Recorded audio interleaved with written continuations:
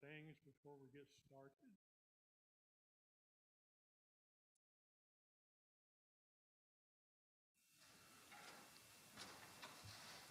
Monthly, we focus on a committee or a team in our church ministry.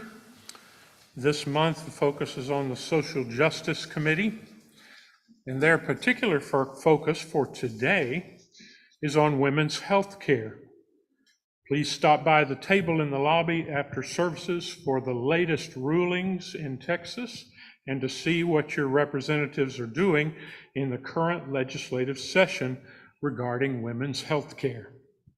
Nancy McLean and Ann Glenn are the co-chairs of the Social Justice Committee, and they will have a sign-up sheet at a table if you want to join. So check that out. Are you out here or out here? Out here.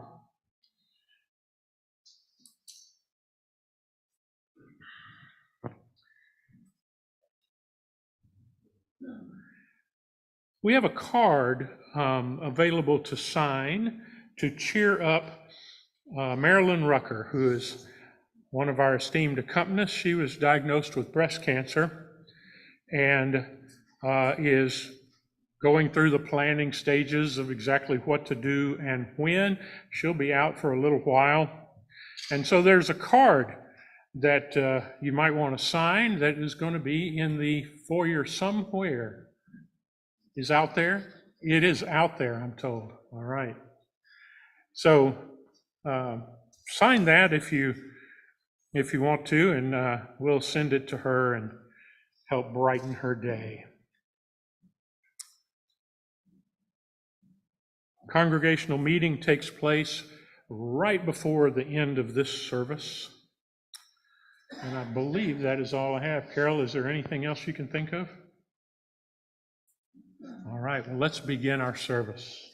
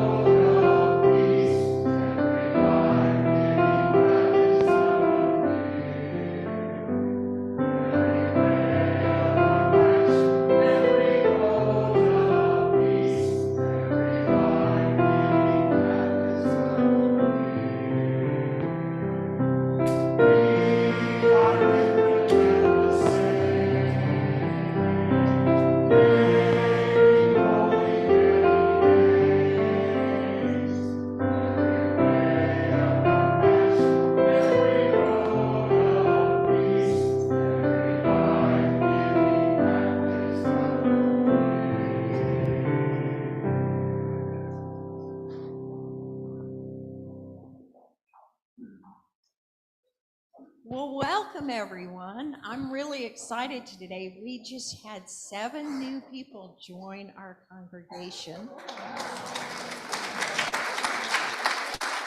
And we will introduce them next week. We're being really careful not to go over time because we got lots in this service today. So we'll introduce them in following weeks. Let's say hi. I welcome all of you who are here and all of our Zoom people. Yay, and we also welcome all of our people who come in on YouTube, and we ask you to press like and to share, and that expands our message. After church today, we are having a Meet the Ministers, and our new members and visitors first time today, or people who've been visiting, are welcome to come for a light lunch in the Sunrise Room and meet members of the session and members of the church and each other and our staff. And it is our hope that you feel welcome here, that you feel like you can be your authentic self while you're here, and that when you leave, you want to come back. And now let us join in community.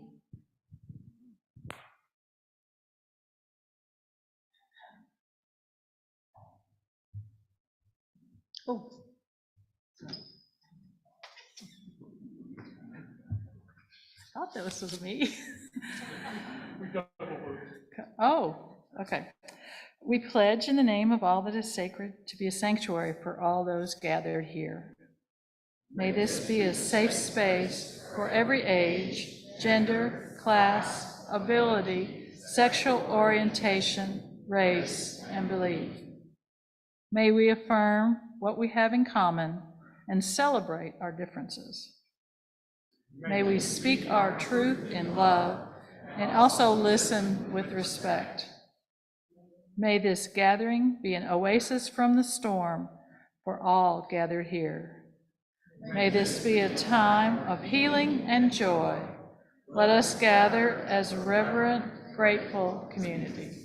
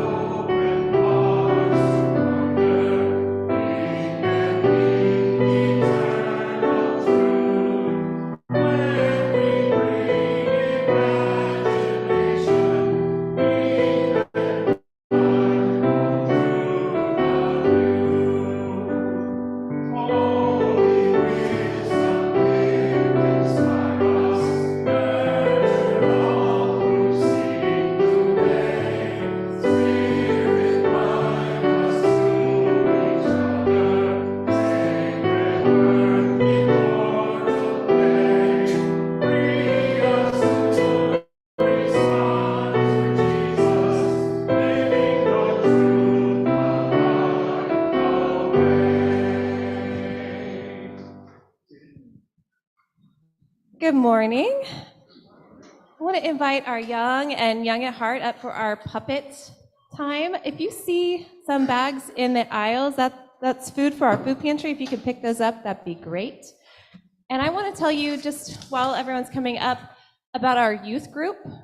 Just in the last couple of months, we've moved to having a youth group format for our 7th graders through seniors, and they meet every other Sunday night at the church. Tonight is one of those nights. From 5:30 to 7:30. They have a meal, they have a lesson, and they play games, and it's a really wonderful time. So encourage the youth you know to come.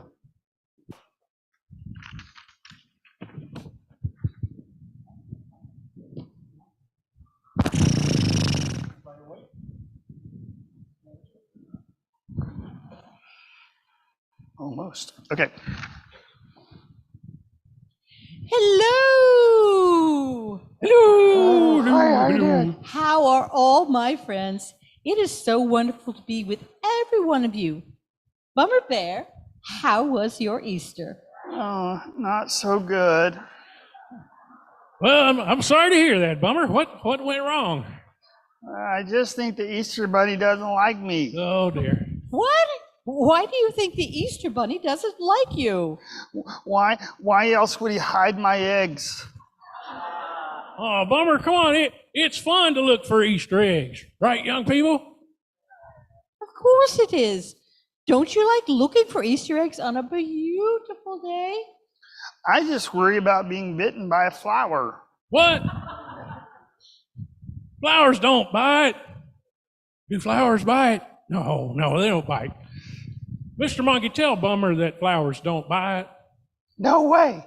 This is more Easter eggs for me. Oh, gosh.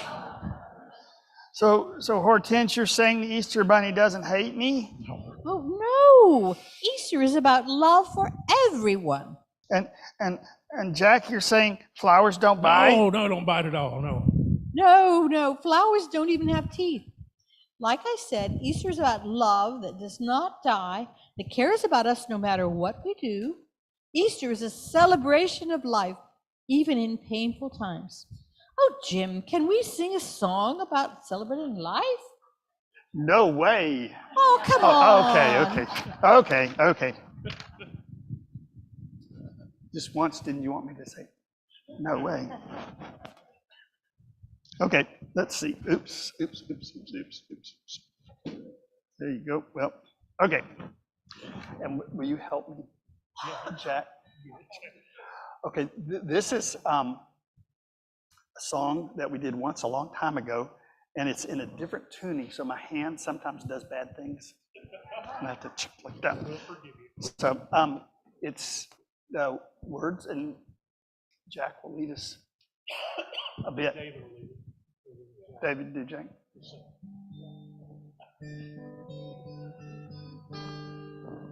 Am I on? Can y'all hear it? It goes, follow your deepest dreams, follow your stars. It goes, Follow your deepest dreams, follow your stars. Follow your deepest dreams, follow your stars. okay, then it goes, nothing can keep us, nothing can stop us or stop you from shining your light in the darkness. Remember where it says you're the light of the world? So sometimes we forget that, but nothing can stop you. Nothing can stop you from shining your light in the darkness. Nothing can stop you because you were born of the stars. And he'll say the words ahead. You ready?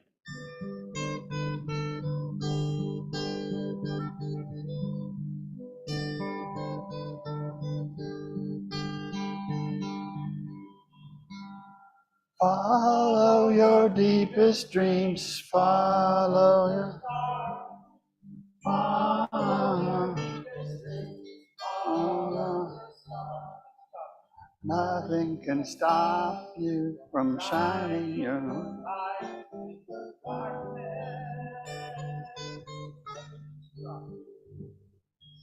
Nothing can stop you because you were born from the stars. Okay, then ready to do it again? Okay, it's a little hard. So anyway, follow your deepest dreams, follow. Follow your deepest dreams, follow your stars. Stop you from shining the light in the darkness. Nothing can stop you because you were born from the stars. We'll do it one more time. Follow your deepest dreams, follow your stars. Follow your deepest dreams, follow your stars. Nothing can stop you from shining your light in the darkness. Nothing can stop you because you were born from the stars.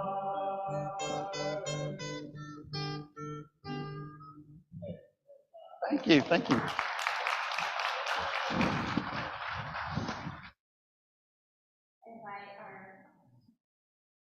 Well, now.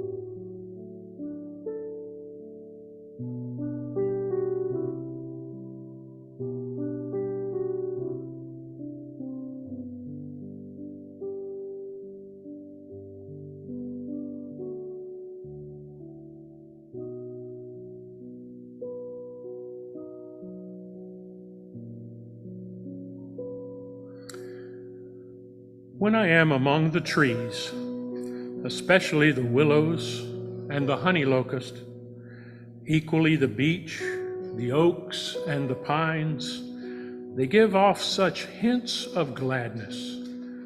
I would almost say that they save me, and daily. I am so distant from the hope of myself, in which I have goodness and discernment, and never hurry through the world, but walk slowly and bow often. Around me, the trees stir in their leaves and call out, "Stay a while." The light flows from their branches, and they call again. "It's simple," they say. And you too have come into the world to do this, to go easy, to be filled with light, and to shine.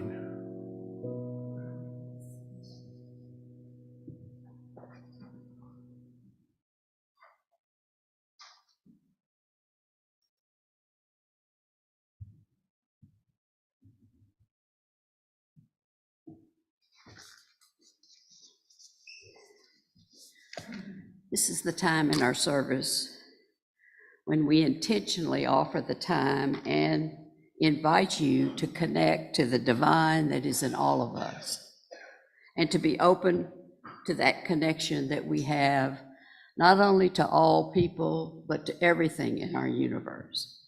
So I invite you, as we do this, to also consider some of the members of our own community that we want to lift up today. Timmy is recovering from back surgery. Jeannie asked for prayers for a 3-year-old grandson of a dear friend with a yet unnamed disease that is very serious and has an unknown prognosis. We remember Helen and her family as they sit with her father who is approaching death. Marilyn asked for us to remember her son-in-law, Stephen, who is dealing with several health issues right now. We want to lift up all of those who struggle with anxiety or depression or any other thing that keeps them from being able to be their true self. And we celebrate the iftar dinner that many of us took part in this past week. That was just a wonderful way to connect with our Muslim friends and to learn about their ways and their traditions. And so I bring to you an Apache blessing. May the sun bring you new energy by day. May the moon softly restore you by night. May the rain wash away your worries. May the breeze blow strength into your being. May you walk gently through this world and know its beauty all the days of your life. Amen.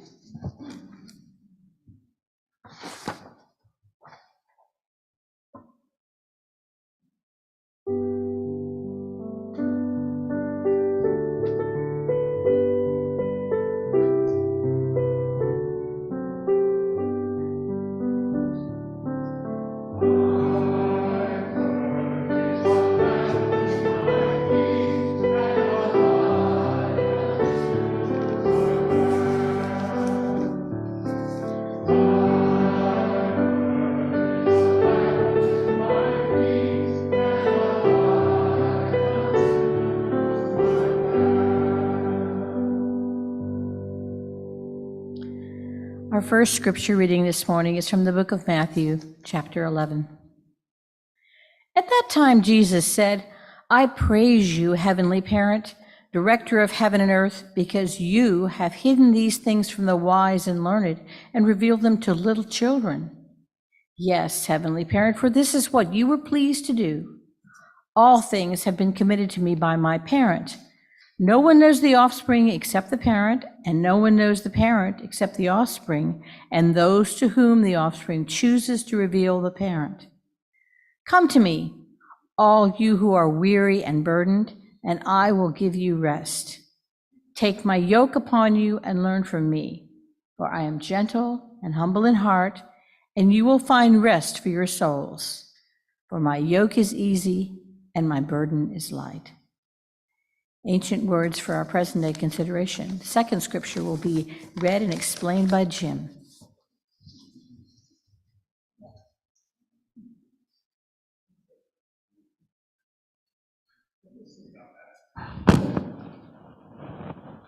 Hopefully I will.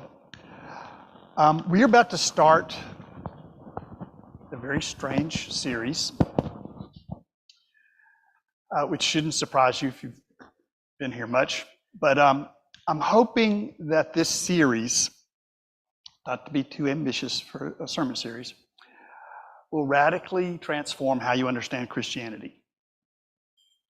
What we're going to be doing for the next bit of time is looking at the Sophia passages that the Protestant church just kind of ignores in general. The Catholic Church has more of them.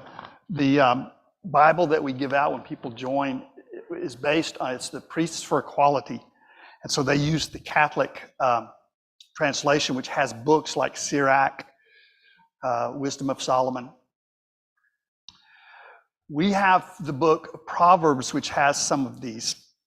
But in the ancient world, they believed that there is a kind of wisdom by which things are put together. This was symbolized by a female kind of deity named Sophia. Its simply word means wisdom. Largely ignored by the Christian church, but when it does come up, people are usually focused on the gender issues. They're trying to balance the kind of sexist language of traditional Christianity. And that's important to do, but the Sophia passages are much more foundational than that. And I'm hoping that at the end of this series, you'll realize that progressive Christianity is not a kind of escape from the truth of Christianity. Christianity is returning to progressive Christianity. That belief that science is something you can believe in. Progressive Christianity, that belief that all faiths have something to give us. Progressive Christianity, that belief that we're responsible for the world and we can't use the Bible to mistreat other people.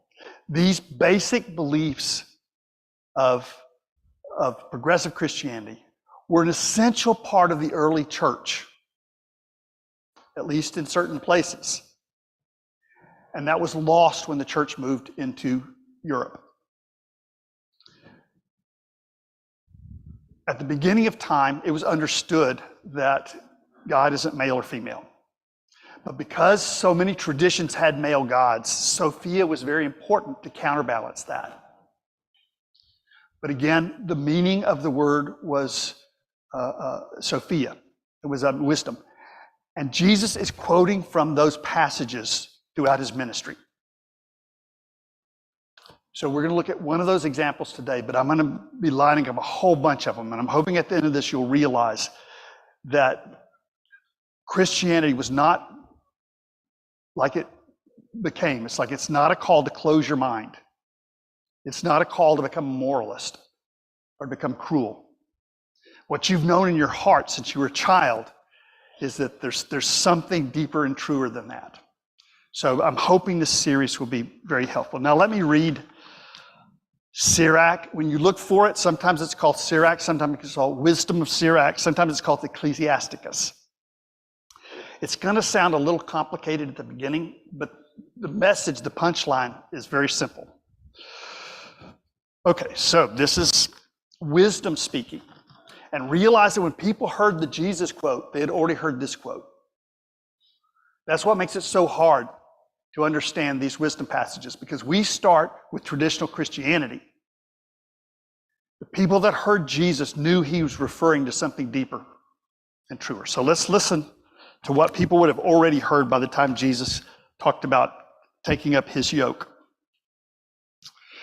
Again, this is wisdom speaking. Draw near to me, you who are uneducated, and lodge in the house of instruction.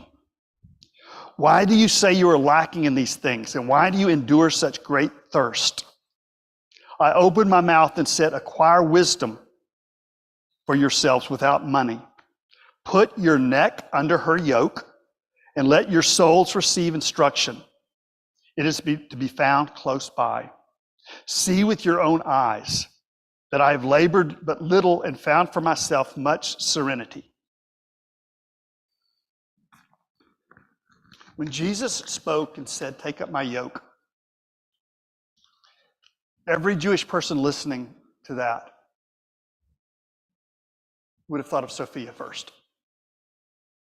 When Jesus is said to have turned water into wine, every person that knew anything about the rest of the world would know that Dionysius had already done that. They're playing off of themes that are already there. And that's important to realize because they're under oppression. They've got Roman rulers, and they've got to speak in a way that doesn't get them killed. But the message is revolutionary. That's why it had to be coded. Jesus wasn't killed because he was a nice guy. The message was radical then. It would be radical now if we were faithful to it. When you hear those words,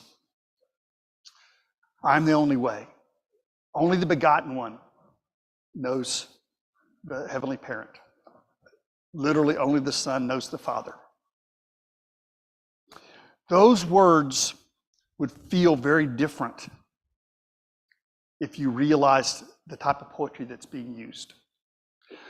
When Jesus said, take up my yoke, to us that sounds like saying, stick your head in the sacred stockade, put your wrists in the holy handcuffs, and just trust me.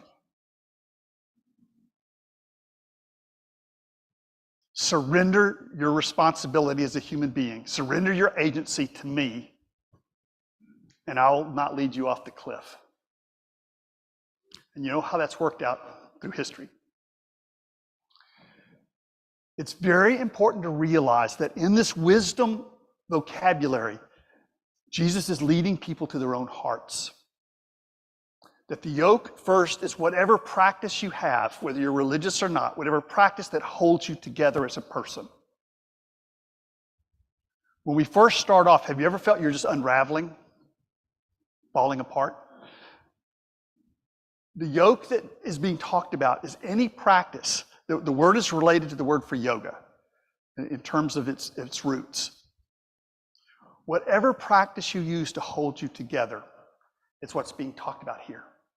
And what is essential for Christians to remember that's been forgotten is that Jesus isn't calling you to believe in him when he says these words. He's calling you to become aware of wisdom all around you. Completely different religion. He's quoting wisdom texts.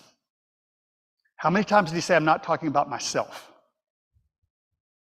And yet the church teaches it as though Jesus is talking about you have to come to him, you have to submit to him, you have to believe in him.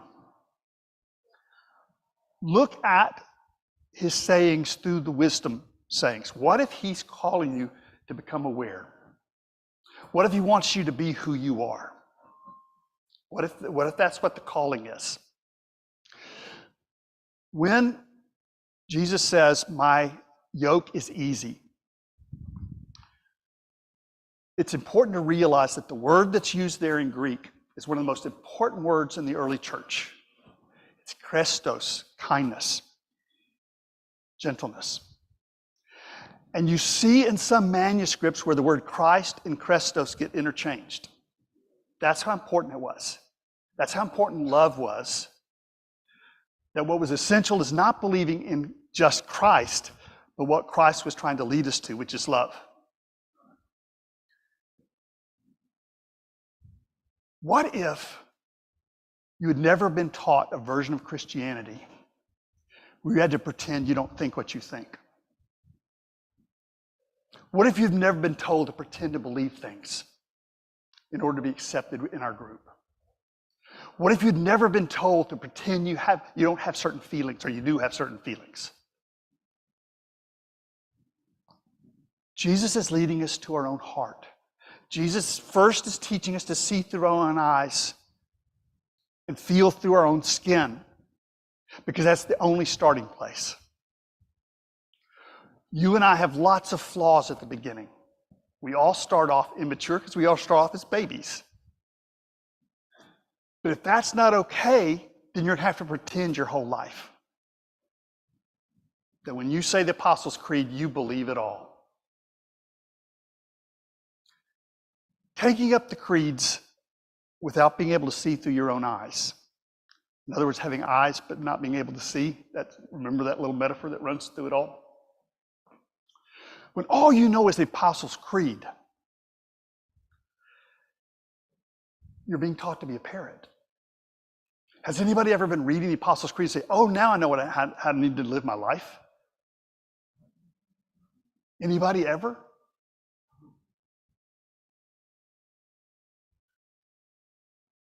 Has anybody ever been like in a confirmation class and realized that they're answering questions I've never asked before? I could care less about this stuff. But then because somebody gets mad at you and you're a little kid, you think, well, they must know what they're talking about. They couldn't be ignorant if they had that big of a smirk. That doesn't turn out to be a very reliable guide to wisdom.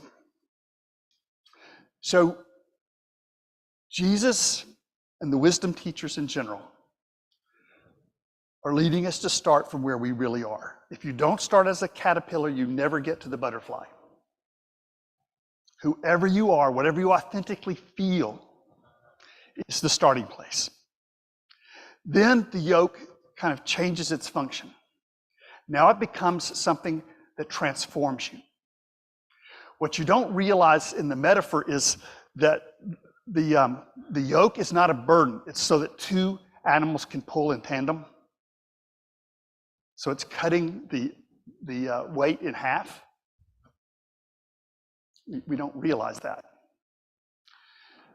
When you start on your own heart, you'll start off as selfish. There's no other place to start. When you look at the world as a child, you think everything's happening to you. Because that's what it seems like. It seems like everything is, I'm at the center of everything. So I must be the most important thing. So that when things go wrong, and I ask the question, why is this happening to me? That's a very logical beginning. But what we don't realize is that at some point, our ego becomes the worst enemy we have. That nobody outside of us is hurting us like our own self-centered view is. It's not making us happy. It's not our true self either. Our relationships are very important to who we are. So there's a transformation that takes place, a second birth, if you will. That then you move out of the center of things. And for a while, Jesus takes that place as a place marker. So that you can understand, I'm a branch, I'm not the trunk of the tree. I say Jesus is, but Jesus is saying wisdom is. Whatever the creative principle of the universe is the core of your being.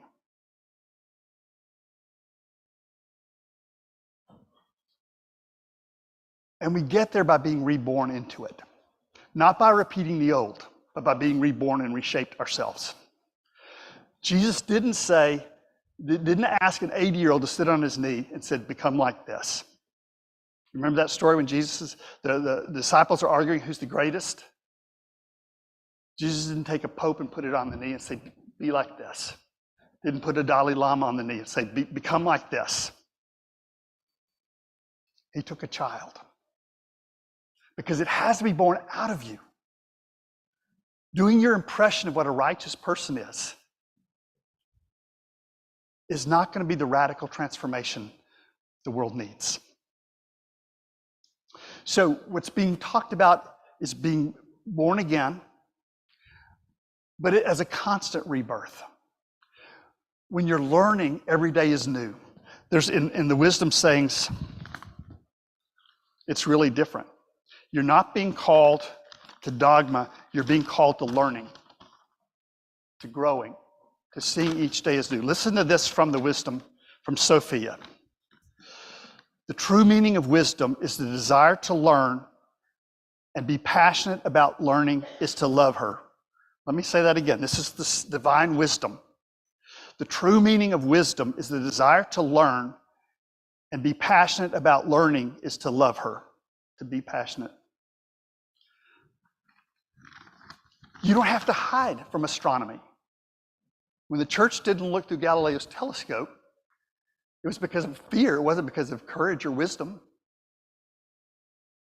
When people look at the new topography of human gender, and you realize it's not all boy and girl, it's not all blue and pink.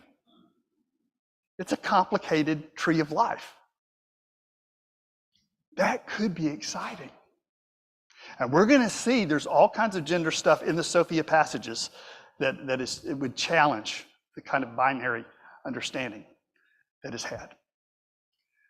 So the second thing that the yoke does is to help us transform us. It gives us a fulcrum to unravel an ego-centered worldview so that we find our true self, what we really care about in relationship. And then finally, there's a joyous moment where we realize that all of life is teaching us. All of life is guiding us. When I was a kid, I wanted to find the teacher so bad. That one teacher, or that one book, or that one religion, or that one practice. And I tried a whole bunch of them. And I was lucky enough not to find one. Because what that left me with is making life my teacher. Sophia, wisdom says, the gift is free. Sophia says it's all around you. You don't have to go looking for it. Sophia says it's available to the uneducated, the unlearning. Jesus says it's available to the exhausted, the people who don't have the energy to search. Because it's not about believing, it's about becoming aware, about awakening. Not only in ideas, but also from your pain. A part of you knows that the sacred is all around you. You may not know what the sacred is, but there's a gratitude for every butterfly, every tree, every flower, and a wisdom, some kind of cosmic wisdom. We'll be unpacking this in this series if we can.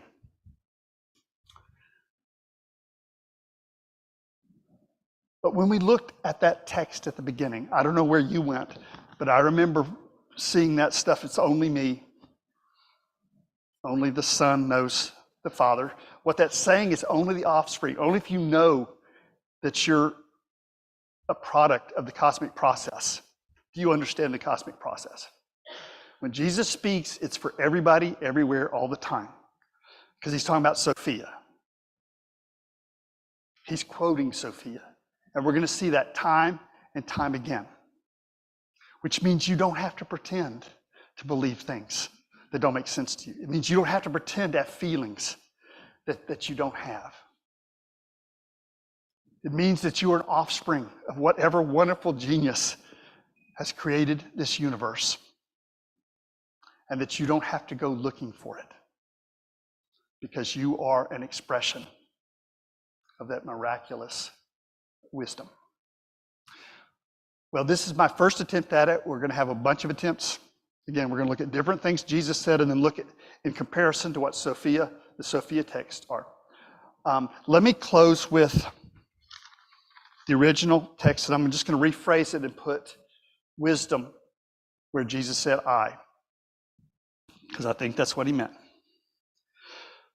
Instead of come to me, all you who are weary, come to wisdom, all you who are weary and burdened.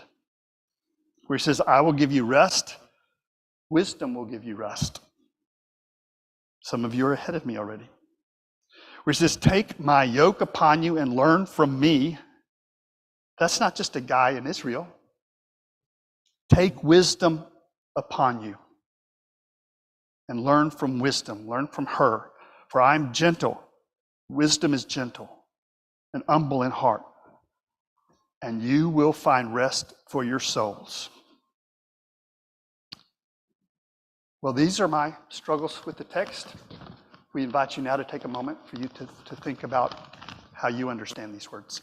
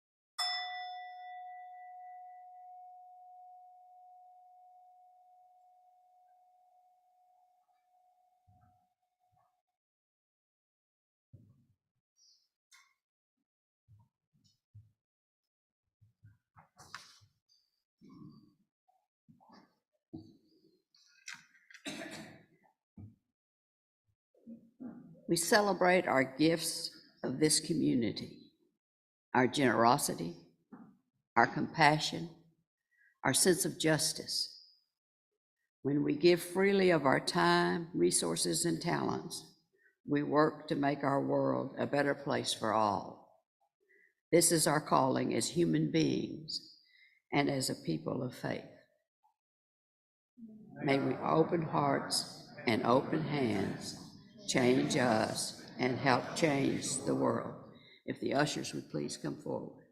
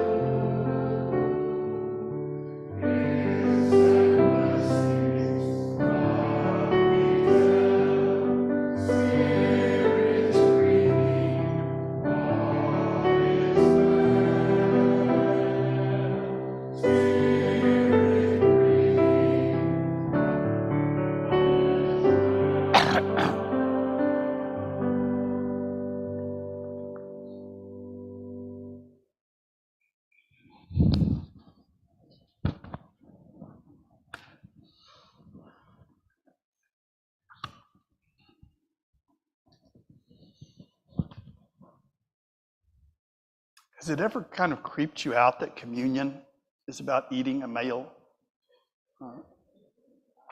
holy figure? A little bit, a little bit. Think how different that would feel if we were talking about Sophia, right? Because that's not cannibalism, that's breastfeeding. It's the idea that you're being nurtured by life, by wisdom. Joseph Campbell once said, "Who wants the bosom of Abraham?" Like,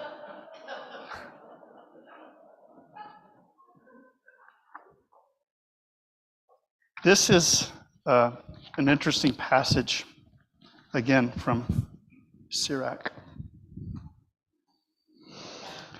Come near, all you who yearn to eat heartily of my fruit. You will be reminded that I'm sweeter than honey, more precious than the honeycomb. Once you feed on me, you'll yearn for more. Once you drink of me, you'll thirst for more.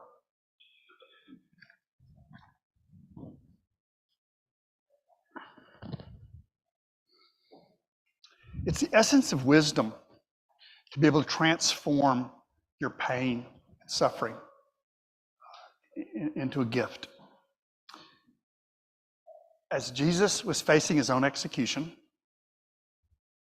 remember he's being killed for political purposes, that Rome did not kill you because you were too nice. Rome didn't kill you because you were too Presbyterian. They didn't want to waste the nails.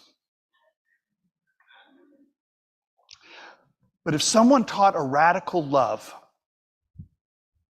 and not only that, but an illuminating wisdom, what would be more threatening to the modern Christian church? And I'm talking about the ones that's dominating everything, taking everything over, judging everyone. What is more threatening to that message than wisdom? So as Jesus faced his own death, he did something very Sophia-like.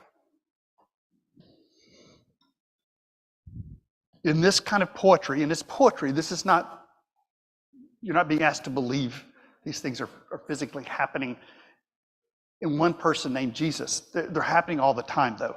They're happening not only through Jesus' pain, but through your pain. So I've mentioned before that this was done 1,000 years before Christianity in Egypt, where Osiris was ritually torn apart. You'd eat the bread and drink a cup, and that reunited in the community. So Jesus wanted his people not to get lost in despair after the execution. So he said, after I'm dead, I want you to come together. And essentially, again, quoted the Sophia passage to say, I'm the embodiment of wisdom. That's what my body is. So what I want you to do after I'm gone is to take bread and say, this symbolizes Jesus' body. I want you to break it so you feel it. I'm not here anymore. You won't see me in my original form ever again. But you can see me in each other. You can see wisdom all around you. So please take this bread, break it, and take a piece because you suffer too. But when we love each other, the suffering is transformed. It becomes a miraculous rebirth for all of us. So take, eat, this is my body that I give to you.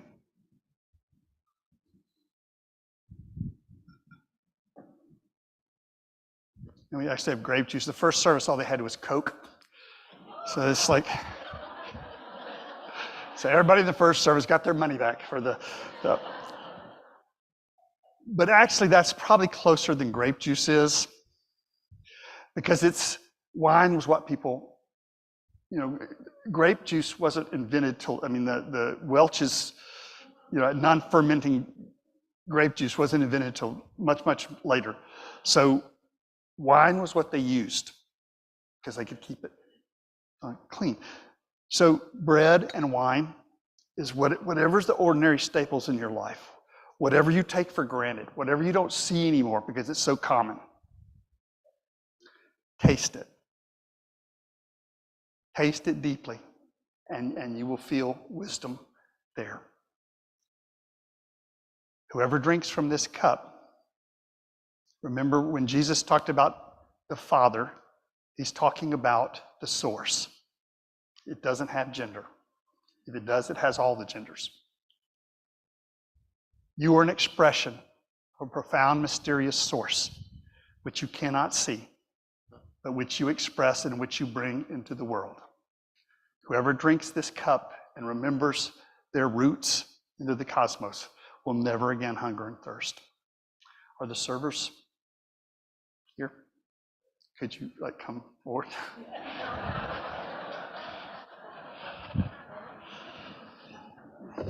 I mean, I'm glad you're here, but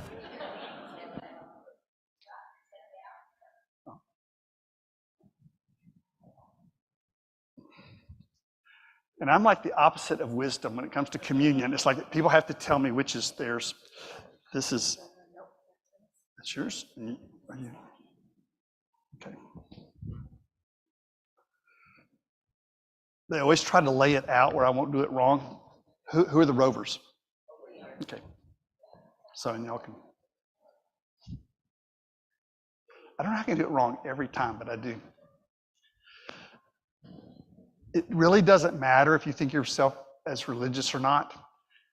Think of this as art and realize that you're being invited to experience your own roots into life and into the cosmos, and your connectedness, the tie that binds you to every person here, and it turns your individual suffering into this shared transformation.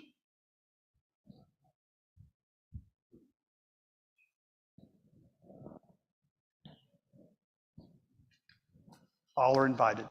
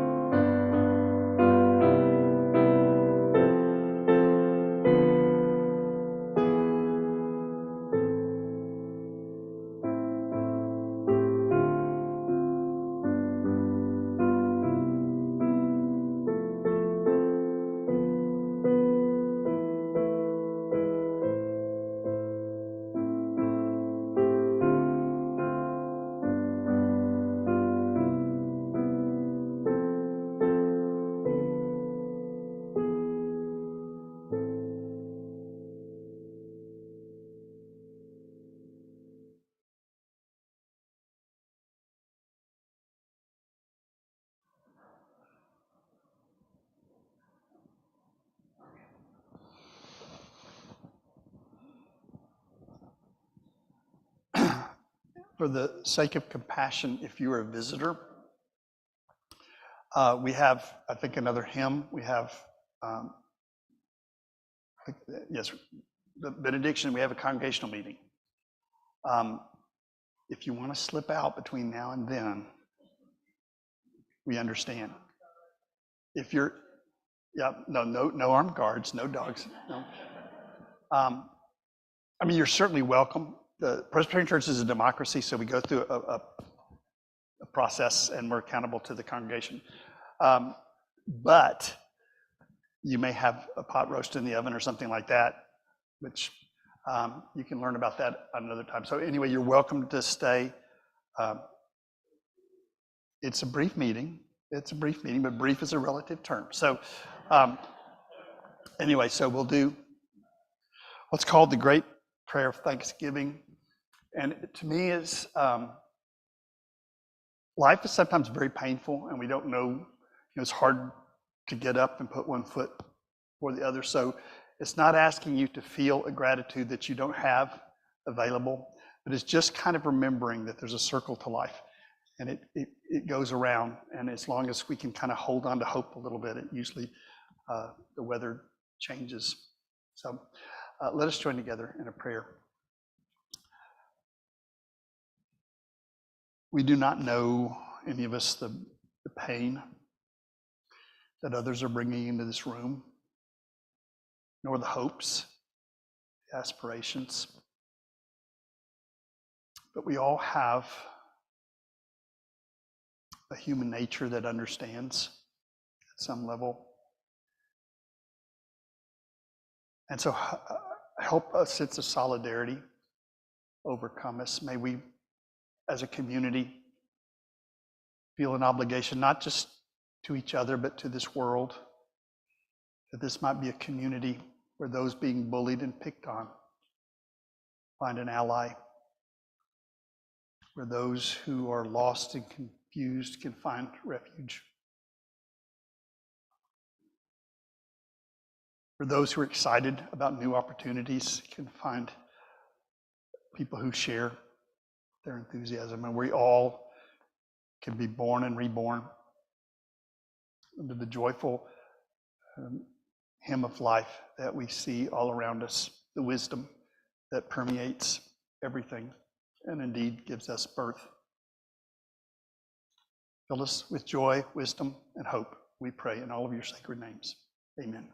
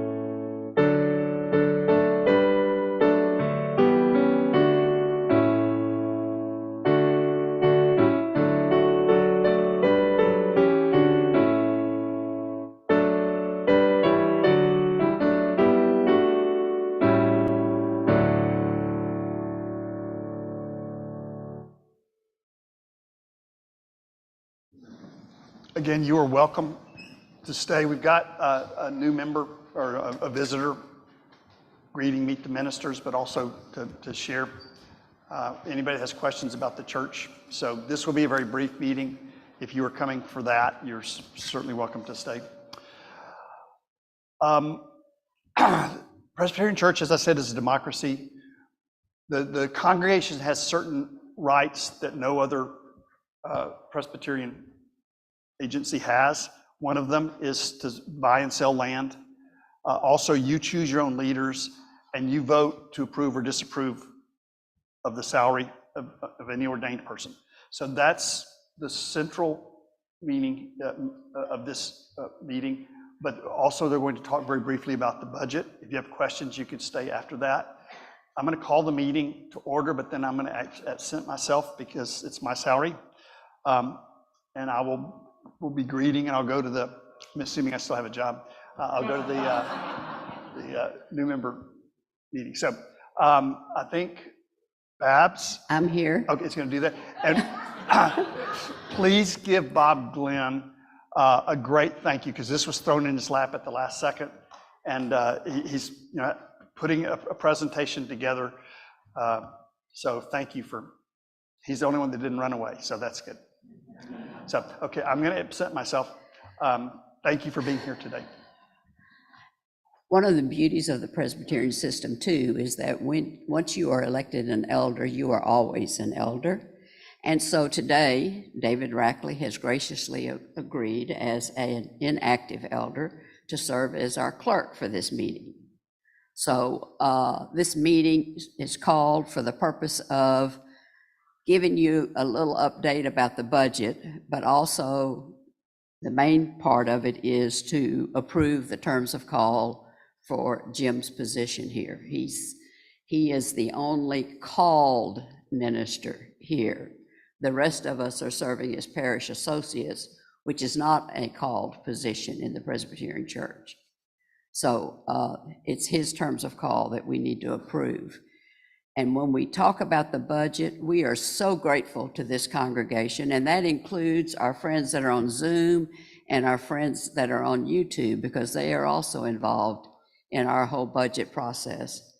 And we were able to step forward and accept the challenge to create the kind of budget that would allow us to add Erica as a half-time position working with children and youth. And that is a critical ministry that we know we need to be serving, and we're so grateful that Erica has agreed to do that for us.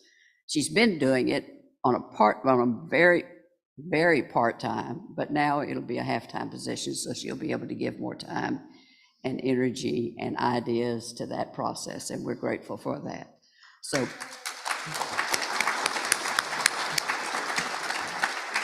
Bob, if you want to come and present your part, and then we will see if we can approve Jim's position. All right. I've been reminded that this is going to be a very brief presentation, and that those who want to meet the minister, the meeting will happen immediately after I'm through. My name is Bob Glenn. I'm an active elder and current member of Session. I'm also a member of the Finance Committee and the Admin and Personnel Committee.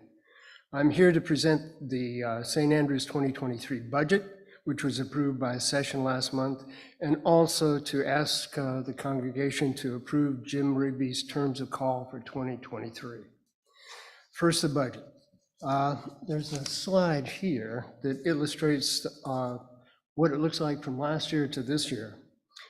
We anticipate our total 2023 income and expenses to be about $533,000.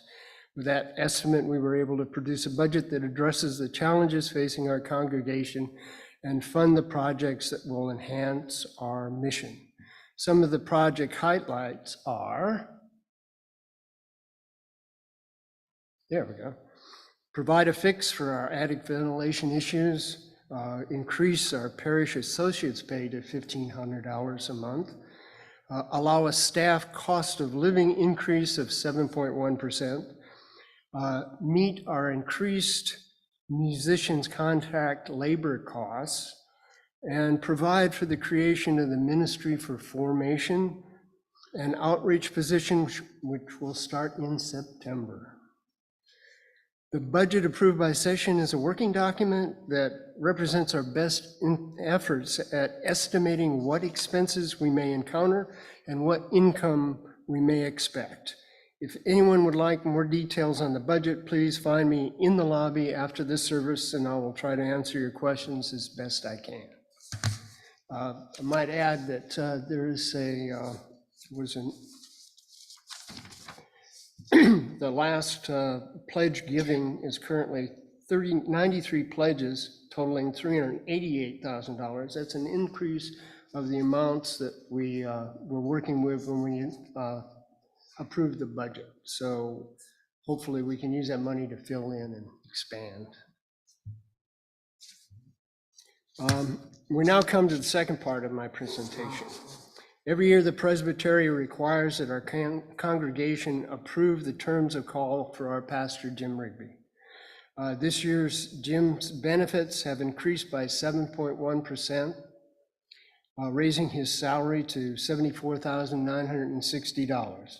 Add to this a $14,225 housing allowance and other allowances of $2,797, which bring his total compensation package to $91,980.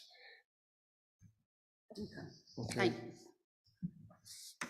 Yeah, you can make the motion. Okay, I move that the congregation approves these terms of call. Thank you. This comes from a committee. Actually, this comes from a committee, and so it really doesn't have to have a second, but thank you, both of you, for stepping in and doing that, because sometimes we sit here and people just kind of look at each other. We also failed to mention that we do have a quorum for this meeting, which is also kind of important. But anyway, is there any further discussion about the terms of call for Jim Rigby?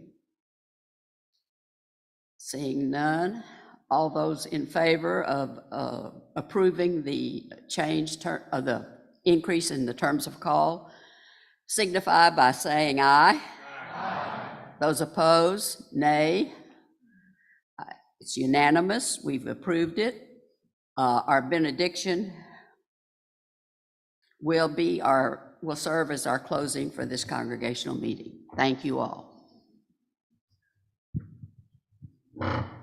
Friends, as you go out into this wonderful and frustrating world, know that you were created for love and wisdom. Know that you have love and wisdom inside of you, and that love and wisdom surround you. So breathe it in. Amen.